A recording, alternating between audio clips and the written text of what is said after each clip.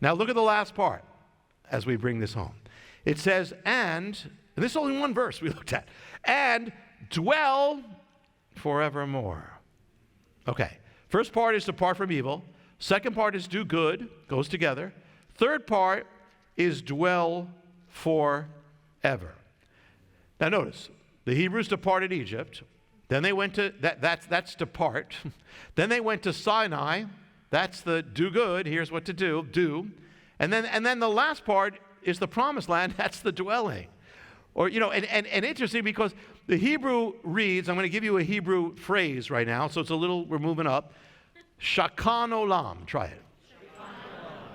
Cahn. You may sound a little familiar. Mishkan. Mishkan is the dwelling, the tabernacle. Shekinah glory.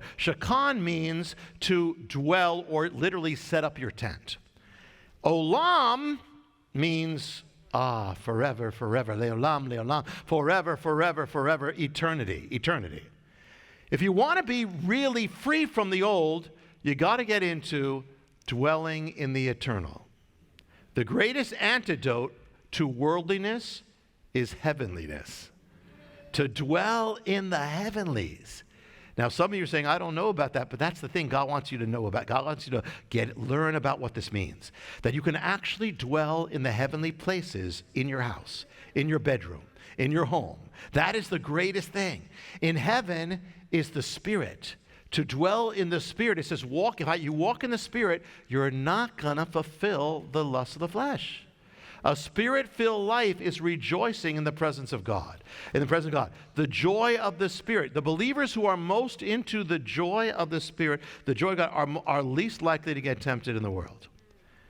It's a double blessing because you cannot dwell in two places at once. So if you're dwelling, you've set up your tent in the heavenlies, you're not going to be able to live in the other place. And you'll want to leave sin, dwell in, it goes together.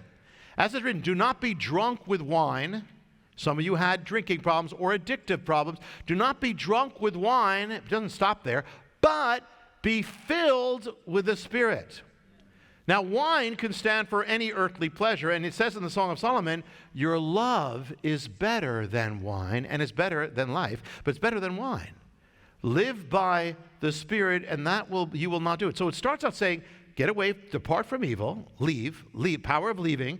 Then it says, do good. Then it says, dwell in the forever. You can translate that, dwell, or pitch your tent in eternity, in the heavenly places. So in order to do that, you got to leave the things in your life that are not heavenly. If something's not heavenly, God doesn't want you to be dwelling there. That doesn't mean you don't minister to it. Minister, but He doesn't want your heart. He doesn't want that to be where you're living at. From the word, it also means heaven is eternal. So get away from dwelling on everything that's temporary. It's going to change every second. But get your heart in what doesn't change at all.